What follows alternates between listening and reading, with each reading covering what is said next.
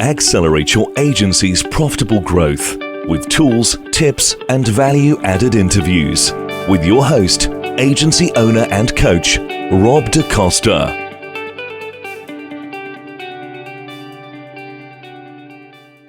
So welcome everybody to today's episode of the Agency Accelerator podcast. Today we are talking all things business development, and I'm really excited to be joined by Katie Street. Now, Katie runs the Street Agency, helping agencies with their new business, but more than the typical agencies. So they help getting their positioning right, building marketing plans, outreach campaigns, and lead gen and all that kind of stuff. And Katie also runs her podcast, Word on the Street, helping agencies win more business. So I am really excited to have you on the podcast. You and I share so many sort of similar thoughts around this topic. So I'm excited to dig into it with you today. So first of all, welcome, Katie. And why don't you give us a bit of a potted history of how your journey has developed in the agency world? Thank you, Rob. And what a perfect introduction as well. And I am so shocked that we haven't spoken to before. So I'm really excited to dig into all things new business and a bit of agency growth stuff as well today. Excellent. So my history, where do I start? My goodness. Right. Okay. So I was lucky enough to be thrown at a very young age, actually, because I didn't take the traditional route to life, as I don't with anything really. So when I first started work, I was only 17 years old, and I'd actually just finished my I'm one of the youngest, in the year, obviously, and that's why I'm still so young now. But I went straight into work, fresh out of doing a kind of GMVQ in business, because I didn't really know what I wanted to do, and basically needed to earn some money because I wanted to get a mortgage at 18 because I was getting some inheritance, and landed on my feet in a job that I just absolutely loved. So my first ever job was for United Advertising, and I worked for Exchange and Mart. And I was actually their first ever field salesperson. So they sent me out to go and meet all the motor traders. I moved very quickly up the ladder there. I was managing the evening sales teams at the grand old age of about 19, probably salesperson of the year, all that kind of stuff. So it was a great introduction into the world of sales for me. I had some fantastic training. I then ended up moving up to London, stayed in the world of publishing, and went to work for FHM, started working with agencies, selling advertising space and sponsorship deals for things like the High Street Honeys and various other things, which is great fun at a young age. Then actually went client side and got some funding from an employer that I was with at the time, Pernod Ricard, to do my postgrad in marketing, even though I wasn't a grad, but I had enough work experience under my belt by that point to be, I guess, put on the course, and spent a few years there, then had a child. And by this age, I'm only about 25, by the way. So yeah, I'd been doing ever so well in kind of sales and marketing, then moved back down to Bournemouth from London and went into the agency world, because down in Bournemouth, there was a really fantastic creative hub. And I think I've spent the last now, so I'm going to show my age now, 12, 13, 14-ish years, leading new business and marketing for agencies. And I've been really lucky and have, gone back up to London, although I've been living in Bournemouth. So I've been really lucky to work with agencies at every size, from sitting on the board of some quite, small independent agencies with very, high growth targets. So that's agencies with sort of 8 staff, and also some with sort of 40, 50 staff, where I kind of led the new business and marketing strategy, and also big networked agencies. So I've got, or I had a really good view on, what worked at every single scale. And then after years of being poached by lots of agencies to help them run their new business, and working with lots of lead gen and new business agencies that I guess got frustrated with, I thought, you know what, I'm going to take the leap and I'm going to go and do it myself. So got myself a good contract with my first client, and off I went. And here we are today, a very fast growing agency ourselves, I guess, because Street is an agency for agencies. So yeah, Fantastic. It's very exciting. And I'm sure loads of people, including me, will sort of relate to your journey of how you got into the agency world. And thinking like the thing that got me started in my agency back in 92 as a young, arrogant marketing manager for a software company was the fact that I felt like we couldn't hire a decent agency that really understood what we did. So I thought, I know, I'm going to do it myself. And I think for a lot of us, that young, naive innocence kind of helps us, because I can't help but think now I'm old and grey, I wouldn't be brave enough to do some of the things I did back then. But like for you and I, it sort of worked well, and here we are today. So I just wanted to sort of start off by asking you the question of what you think are some of the key differences between successful agencies and less successful agencies when it comes to growth and new business and so on. Yeah, I mean, gosh, big question. And there's probably lots of things that obviously derive success. But from a new business and marketing point of view, I think there's two things that I personally think are really important. So first of all is, well, I guess just doing things. There's so many agencies, the biggest struggle that most agencies have, and all of you guys listening out there will hopefully empathize with this, is just making the time for new business and marketing content, activity, outreach, whatever it might be. Because as soon as your clients are shouting and you're busy delivering client work, that is the priority, and it should be the priority. It's what's paying the bills. But what tends to happen is that then new business and the marketing activity, whatever it may be, gets pushed to the back, and it's very easy to get forgotten. And you really need that, from my point of view, you really need that always on approach. So it's agencies that respect that, I think, initially, that do well, that invest time and money into developing a in-house team usually. And I although we are an agency for agencies, I don't most of our clients do have a team also. It's not always just us. Some clients do just use us, but the majority of them do have an in-house team as well. So I think initially, most agencies go wrong because they don't actually reserve the time or give new business the time, respect, money that it needs to really flourish. And Yeah, then I couldn't agree more. off the back of that become a whole load of other things. But the biggest thing is also giving up too early.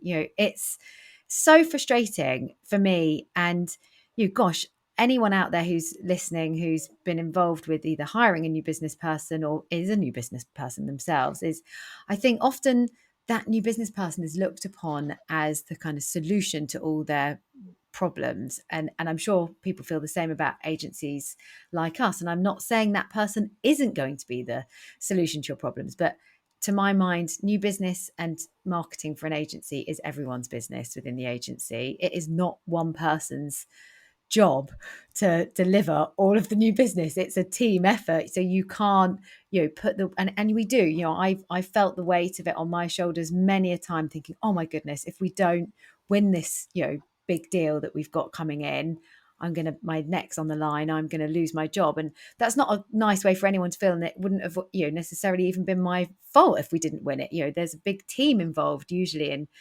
coming up with the strategy, quoting the job, and then, you're selling all of your people, not just your new business person. So I think that's also something, and not giving them enough time, I guess. So that's a third extra one is, it's expected that within 6 months you'll see fantastic results. And a lot of new business people turn up with a fantastic little black book. I've got one, I've had one, and they will hopefully get some leads, through, and opportunities in early doors that hopefully you'll be able to convert. But the reality is, new business works best when it's always on and it's been running for over a year. So I just think agencies don't give the new business person, agency, or process enough time sometimes, because once you've been doing it and it's consistent, and you and I both know this, Rob, and I'm sure we're going to talk about it today because I do actually practice what I preach. It works so beautifully and it just gets so easy, and it shouldn't become a chore anymore. So yeah, hopefully we can share some ideas around that today. Yeah, I mean, listen, you could. It almost looks like I've given you a script of what to say, which, trust me, everybody haven't. Because otherwise, what happens is agencies lurch from feast to famine, right? They're in the place of feast. They've got absolutely no time to do anything but service clients. They're trying to juggle 20 different demands. the business development goes out the window, the marketing goes out the window, projects come to an end, often through no fault of your own, because things happen. And then suddenly you're looking at an empty order book and you panic at that point because you need to pay your bills. And so, and that panic leads to, as far as I can see, two things that often happen. One is that you take on any kind of client. And if you take on the wrong kind of client that doesn't fit in your core niche, then, or your sweet spot, then they are really difficult to keep happy. And so you end up over servicing them. That creates more stress in the agency. And the second thing people do is they discount because they're desperate to win business. So they discount their services. Now I'm filling our time with less profitable work. And again, that leads to stress. I talk about being stuck on the client service hamster wheel of doom. And I need to trademark that term because I talk about it all the time to my clients. And this is the thing, like if you're stuck on that client service hamster wheel of doom, you've got no time to do any marketing or any business development. So you have to, as Katie says, you have to protect that time. And doesn't matter how busy you get, you just have to think, this is how much time I've got for servicing clients. I really like this expression that you use, the always on kind of mentality towards your sales and marketing. Yeah, and I think you've got to look at it like that. Now, I know your audience tends to be sort of between smaller agencies from sort of one person all the way up to sort of 25, and we sit bang in the middle of that. I think we've just recruited our 14th member of staff. We'll probably be about 20. Hopefully, we're aiming. We'll probably by the end of our financial year, we'll probably be at about 25. So, the reason that we're growing is because from day one, well, I say day one, that's a fib. I am a new business and marketing person, and I know the importance of it. So maybe not from day one, but within the first 6 months, I had recruited someone to solely do our marketing. And I know the importance of that. And it feels risky. At one stage, there were only 4 of us, and this person, is 25% of my agency's, staff costs are going on someone that isn't delivering work for me. But it has been absolutely essential to us growing. And now we have a team of 2, if you exclude me. We're just moving one of the other staff actually into a new business role to support me on the new business, and we're recruiting another digital marketing exec. So we will actually have, for a relatively small agency, 4 employees dedicated to our sales and marketing, which is absolutely, for me, so important. And most agencies that we work with that are 3 times the size of us don't have 4 people in their team. No. But it does work. You've got to I mean, there's smart things we do, use digital marketing apprentices, etc. So I'm not saying that we're spending, well, we are of course spending thousands, but we've been clever about how we're doing that, and I'm certainly leading that team.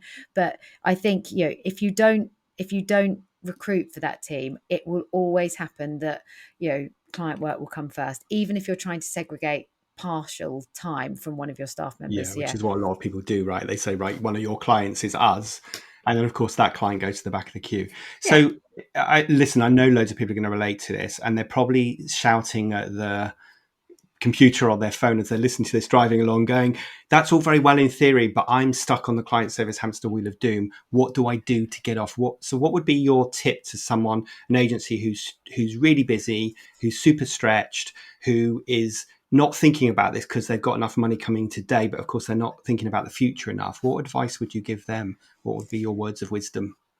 So I think it's to do something. So always doing something is better than doing nothing. And I mean, I talk a lot on my podcast about solving and not selling. So again, one of the big reasons that agencies often don't do well is they don't think about the needs of their audience, and they just start pushing out, doing cold calling or recruiting a lead gen agency that's going to bash the phones and, basically sell to them going, look at us, look how great we are. Totally the wrong approach. I'm not saying that you won't get some potential leads from that, but they certainly won't be quality leads. So the biggest piece of advice that I can give is, one, first of all, think about your audience, what their problems are. And you'll know this because your audience are your clients. So if you're solving problems for your clients all the time, you'll start to see trends, because that is what us agencies do. We do solve problems usually. And you'll know, what the key topics and things that you should be talking about are. So first of all, think about your content strategy. What are the problems your audience have? How can you help solve them? And develop content around that. And that doesn't have to mean you waiting for your next project to go live and going, oh, I can't write a case study. You don't need case study content. I've built my whole agency without having a single case study on my website. I'm not saying that we're not redoing our website at the moment and about to publish a whole load of case studies, but I have got to this stage without publishing any case studies on my website. So It's funny. Sorry to interrupt you. It's funny how people put these roadblocks in their way, because I can Yeah. just hear some people saying, oh, I can't start doing this because I don't have the case studies to back it up. And that doesn't really matter, does it? It's like you say, if you understand the pain that someone in that you can solve, and that's what you talk about, then people are going to be interested in listening to you. And that is it. And if you can start developing and think about, the way that I have structured our content is so it's easy and manageable for us to develop it. So, I mean, I don't think my marketing team would agree with this, but it feels easy to me. Maybe not so much to them because it's a full-time job for them. However, what we have done is made sure that, we develop content that is reusable and that we can shatter down. So try and think of something that's going to be easy for you as a business owner or someone responsible or leading the sales and marketing or responsible for getting new clients in, things that you can do that are going to be easy and repeatable, because you want to have consistent content that's continually being pushed out to market. So think about what you can use or what you can do to help you develop that. So for some people, that's writing content and insights posts. For some people, that's recording a podcast. For some people, that's hosting webinars. For some people, that might be hosting physical events. For some people, that might be recording YouTube videos, whatever it might be, or creating some form of social content. Whatever it is, just start. And if you start small, then that's absolutely fine. You test it, you see what the engagement's like, and you just start doing something. Doing something is better than nothing. And do things that are going to be, like I say, we're all different. Do something that's going to be easy for you, and think about how you can reuse that content. Again, another thing that I see agencies do. Sorry, Rob, I'm going off on a right tangent here. I've got so many things I want to share. Right. And I want to touch upon that what you're about to go into now. So let's go with that, because just before we came on air, Katie and I were talking about some of the webinars that Katie runs every month and how well they're doing. And Katie was talking to me about how they're taking that content and reusing it. So just talk us a bit about that and inspire people how they can do the same thing with their content. Yes. So the webinar is something that we do once a month, but it probably produces us at least 10 pieces of content a month. So it's a live event itself. So we host it on Zoom as a Zoom webinar. We have usually, in fact, we've got 1,200 people signed up now, which is just so amazing. To boast about that. But we record it live. We usually now probably, we probably have around 25% attendance, and then we push it out via, YouTube and on video, and people go back and watch them. But that produces us a live event. It produces us a video which we edit and put onto YouTube. So there's two different assets. We then use that video and cut it up into social clips that we will push out throughout the month and to promote next month's webinar. So we might do 3 or 4 video clips. We also, in fact, one of the most valuable pieces of content that we have found in the past few months in terms of growth and engagement are the really nice value slide shares. So you'll see them on LinkedIn and Instagram, where you're giving a statement or an extra piece of information or some value add on each slide. So we create a value post out of it, and we also write up the whole webinar itself and pop that onto our website. Now we also don't just leave it there. We then use email marketing, and we'll pull things out in the email to push that out to our engaged data set.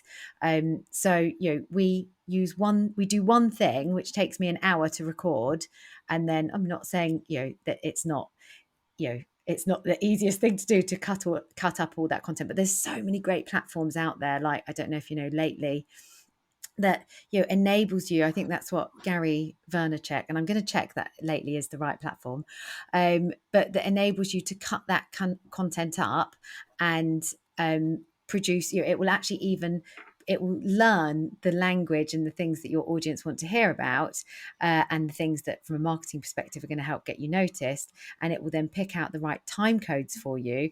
It will write your post for you, and it will cut the video into the section that you want it. All you've then got to do is publish it. I mean, Amazing. there's so many things out there, and what we do is we try to make it easy for ourselves. So we're always Yeah. on the lookout for cool new tech like that as well that helps It's us. amazing. And listen, if people are feeling overwhelmed by this, you need to take Katie's advice, which is do one thing, do it really well, and then think about how many different ways you can cut it. I mean, in a more simplistic way, if you take this podcast, well, we're recording this podcast, so it will go onto the podcast channel and distributed via the various channels like Apple Podcasts. But we're also recording a video of it, so we can post that onto YouTube. We'll also cut up some of this video to promote as social media. We'll also create an audiogram that we can use to promote on social media, and so on and so on and so on. So even with a simple thing, well, it's not simple, but a thing like this, we are finding 5 or 6 ways of reusing the content. And I think what I see, I showed this, I have my group coaching program, I showed them this diagram last time we had a group call, which was a circle with a big warning sign in the middle of it. And at the top of the circle, it says new marketing or business development idea. The second box was try it for a while and implement it. The third box was, oh, well, Rob, it might work for you, but it's not working for me. And then it goes back to the top and moves on to the next shiny new object. And I think this goes back to your point earlier, which is you have to be consistent and persistent with stuff. There is almost no, despite what crazy people on Instagram and Facebook will tell you, there is no magic bullet to this. You have to do a few things, do them really consistently and stick at them, even if you feel like you're not getting anywhere. As long as you're being smart and looking at analytics and so on and refining things and understanding your audience, you have to be persistent with it. Yeah, it's so true. In fact, I had the lovely Lucy Mann on my podcast recently, and she said something that I can totally resonate with is you speak to agencies and we did a webinar, but we just didn't really get anything from it. Yes, because you did it once and you didn't reuse the content, and you didn't let it live and breathe, and you did it once and you're hoping to get 10 leads and 10 meetings. And look, I mean, obviously, we have had occasions where we've done that. We did a webinar for a client, and we've had 4 or 5 meetings straight off the back of it, and luckily they've had 2 opportunities which they've managed to convert. But you've got to look at the whole of your new business funnel and cycle in your pipeline, and if you've got half a brain, you'll realize doing that one thing, it might take you 6 months to a year to convert any actual paid work from that. It might not do, but and you can get lucky. We've done some fantastic physical events for clients where within a few months they've converted 3 or 4 clients. But you've got to give it the time, and it always works better if you're consistent and you've got that always on approach. Yeah, and I guess people want a shortcut. We live in a very sort of impatient society now, an immediate society, and they want that gratification immediately, and you're not going to get it. So let me just ask you a bit of a controversial, well, it might not be a controversial question, but this is sort of my experience and my view with my clients around new business. So often they try to outsource the complete new business problem as they see it to someone else. So they might hire a new biz agency or a lead gen agency. They might even try something like telemarketing, which I'm not sure works at all anymore. Or they might hire in an expensive business development manager. And it often ends up costing them a lot of money and a lot of time, and it doesn't deliver the results. And I always end up telling my clients that the best people to sell your agency are you, the agency owner or the senior team. So I'm sure that's a bit of a polarized black and white view, and I'm sure there's some gray there. But what's your view on that? What's your response to that? Well, do you know what? It's why I set up my own agency, because I always did better at leading new business than any of the kind of lead gen new biz agencies that we recruited. So I knew that there was a better way to do it. And I'm not saying that we are the problem, the answer to all of the agency's new business problems. You do have to look holistically at, the new business process from beginning to end and make sure, for instance, I think a lot of agencies, and I hear this all the time, we just need leads. We're fantastic at converting. We just need, qualified, good leads. So, if you can get us some leads, we'll smash converting them. And some of the agencies, do that, but more often than not, there needs to be some work done on the conversion process as well. So actually, we've started doing some consultancy with a lot of our clients on that and helping them with that opportunity to win process, as well as, the attraction side of things. So I think 100% you cannot rely on someone like, Street Agency or the various other new biz consultancies, marketing agencies, technologies that are out there to come in and solve all of your problems.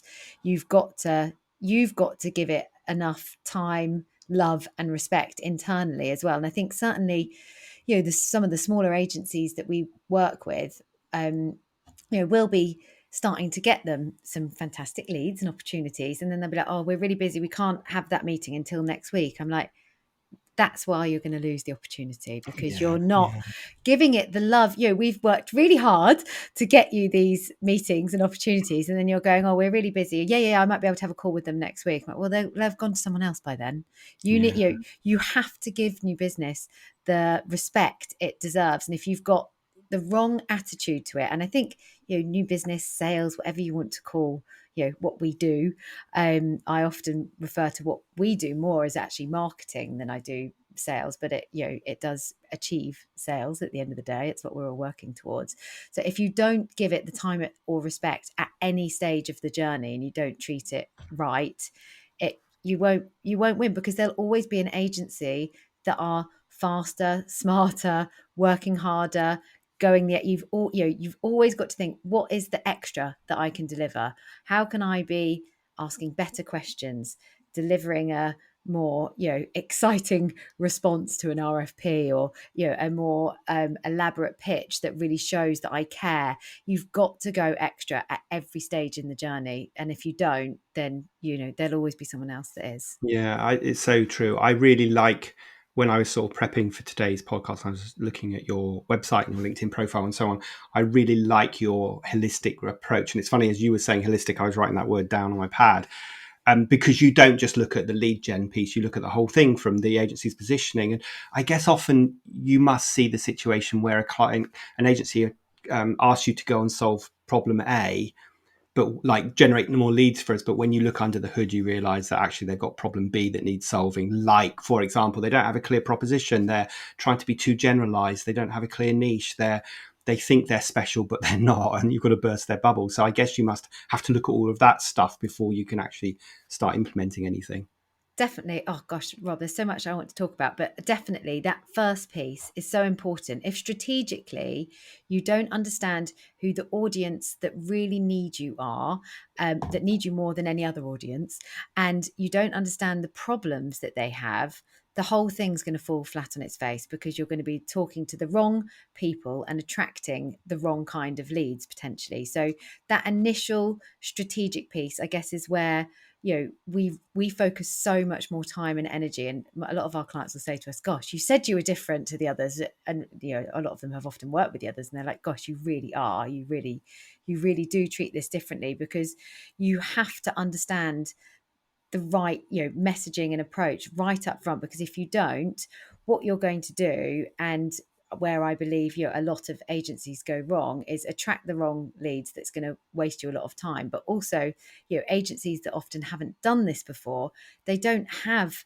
that kind of nice big, I always refer to it like a snowball. We start small, and the agencies that we've been working with for 2 years do so much better with us than the ones that have been working with for 6 months. And I'm quite honest with our clients about that. So the longer and the more you do this, the better it will get. But also it enables them to not qualify in on what you were talking about earlier, which are those really terrible leads and opportunities that aren't the right fit for them, or they're going to have to heavily discount because they're desperate for work, because they haven't got a strong amount of or a hot pipeline of leads and people that they can talk to. They don't know where their next lead is coming from, so they get desperate, they discount, they work with the wrong kind of clients that maybe haven't got the right attitude or aren't the perfect fit for them. So if you do this right, and I really, I can't say this enough, if you do this right, you invest the time and you approach it strategically, it will just get easier. It's no effort for us now. We get between 20 and 30 new business inquiries a month. We do qualify out of obviously the majority of them. Otherwise I would be a millionaire. You wouldn't have time to do this. Yeah, but we do qualify out of a lot of them.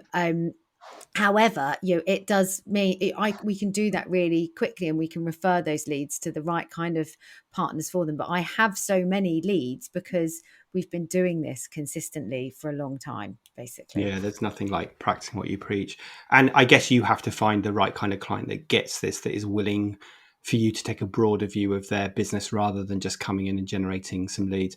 I've got just a quick story of a client, a London agency I worked with years ago, and they contacted me originally and said, "Hey Rob, can you come and do some sales training with us?" And I don't really do sales training, but I went and chatted to them, and they said their problem was that they had a sales team of about 4 people who were getting a lot of leads and they weren't closing them. So they thought they needed some sales training for those salespeople. So I said, look, before we do any of that, what I need to do is do a bit of fact find and look a bit broader around your agency. And the issue turned out to be not that the salespeople weren't any good, but their qualification process further up the sales funnel was really poor. So they were handing really inappropriate leads to the sales team who of course couldn't close them. And so I said, actually, what you need to do is have a better filtering process, a better qualification process, so that your sales team have less leads to deal with, which means they're not flying all over the place, but they close a high rate. And that was the issue. And we were able to figure that out just because we looked broader in the agency, which I guess is what you need to do at the beginning of your engagement with clients. Definitely. And we have onboarded a lot of clients, actually, especially recently, that have been doing exactly that. They've actually been doing some new business activity and developing content, but maybe it's just not quite right, and therefore they're not getting the right type of leads. So they're either qualifying out of them because they're not right for them, or they're going for them and not winning them because they're not quite right for them. So that strategy piece is super important. Yeah, I just want to dig into one other question. I'm conscious of time today, but you and I could probably talk for another 2 hours. Yeah. What changes did you see during the pandemic? What was the attitude towards new business, and how did agencies respond, and how did it impact you? Good question. Well, it's impacted my business personally brilliantly, because I think quite early doors, I knew that lots of agencies had a problem, or were going to have a problem. So we started producing, helpful content, and of course I did think, this is going to be good for us from a new business point of view. I want to help as many agencies as I can because I know that it will come back tenfold. But we've never, for street, and I'm not saying this is going to be forever, we will change this. We've never had to do any sales outreach. All of our marketing means that the right kind of opportunities actually come to us. So it does make life very, I'm not saying we don't do any outreach. We do outreach, but we only push out our marketing and helpful content. I tell everybody that's the best way of getting new business. And it's exactly what I do. I don't do, I put my marketing out there and I get inbound inquiries. I do very little direct outreach to people. So, good for you. That's, I completely concur with that. It works. I'm not saying that we'll do that forever, because we will probably start to transition now, and we know the type of agency that we can work really well for. So we are going to have a bit of a step change, I guess, in that direction. But I think the biggest thing that I saw is the agencies and there were many of them, that turned off their sales and marketing early doors and stopped doing anything because they thought it was the easiest thing to cut.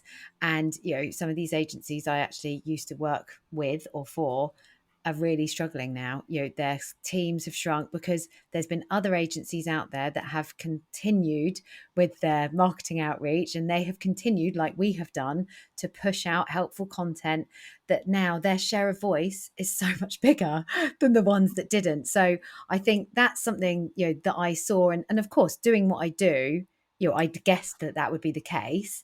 I mean, it's obvious. You look at any historical stats, those that have kind of marketed themselves through, whether it be a recession or World War II or whatever it might be, have come out on top because their share of voice was bigger, especially because there were less people talking. So I think that for me is one of the biggest things. And actually, it took a little bit longer at the beginning of the pandemic for deals to come through. So there's been quite a flurry of agencies that we've been working with over last year that stuck with it, that maybe didn't win as many opportunities last year because it was slower for people to make decisions. Everyone was within the brand world that we're usually marketing our agencies to, everyone was taking longer to get there, or their CFOs were getting involved. Everything was taking longer, but those that stuck with it and stuck with their marketing, we've got clients that have already won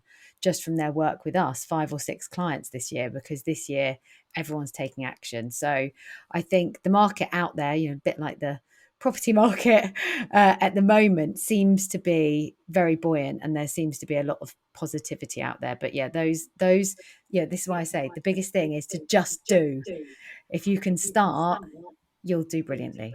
Yeah, I completely agree with that. I've got a really interesting client who's part of my group coaching program, and they do PR for health and beauty and spas and that kind of thing. And of course, the minute pandemic hit, they literally lost all their clients bar one, which was the body that looks after spas. And we sat down and put a strategy together, and it was exactly like that. Keep serving your audience, keep providing value to your audience, keep inspiring them about how they can keep serving their audience. And then as things came out of the pandemic, her business is flying now because of that. She's won so much business. And I really love your solving, not selling. I might have to nick that, because I always talk to people about, you have to get I can see you have to get the 80-20 rule applied to all of your marketing, which is 80% provide value, 20% sell. And you have to get that balance right. And if you don't, then you're either going to be seen as a fantastic resource, but no one will ever buy from you, or you're going to piss everybody off and they're going to unsubscribe from you because you're just trying to sell, which doesn't work. So, it's great to have someone who's kind of singing off exactly the same hymn sheet. So listen, I'm conscious of time, Katie. I really appreciate your time today, and we should get together again, and there's lots more we could have talked about. But the question I ask all of my guests at the end of an interview is, if they could go back in time and give their younger business self a piece of advice, what would it be? I think the biggest thing that I've probably learned is just to be more, well, I am very action focused, but to be braver. And I'm very much someone that goes with my gut feeling in life. But I think when I was younger, I would look to other people for reassurance, and maybe hold back and wait before I took action. So I would say the biggest thing is just to try things. Worst thing is, something might not work quite right, but you'll learn very quickly that it's not going to work right. So take action as quickly as you can and do things would be my advice to my younger Great. self. And I think it's a really good piece of advice. It applies to all of us today, and being brave, I think, as well, and putting yourself out there, whether that means, getting on a podcast interview or doing a webinar and all that kind of stuff, or standing up and talking, get out and do stuff. Katie, thanks so much for your time today. If people wanted to reach you, what would be the best way for them to get hold of you? Yeah, pop me an email. Quite easy. So, and my email is quite easy. So it's Katie with an IE at street.agency. Yes, just pop me an email or find me on LinkedIn, Katie Street. Great. We'll share the both of those links in the show notes, and also if we can find that lately platform that you mentioned as well, then I'll list that, because I'm going to go and have a look at that as soon as we get off here. But thank you so much for your time today. I really appreciate the advice that you're providing our audience, and I'm sure lots of people will hopefully take action after today's episode. Brilliant. Thank you for having me, Rob.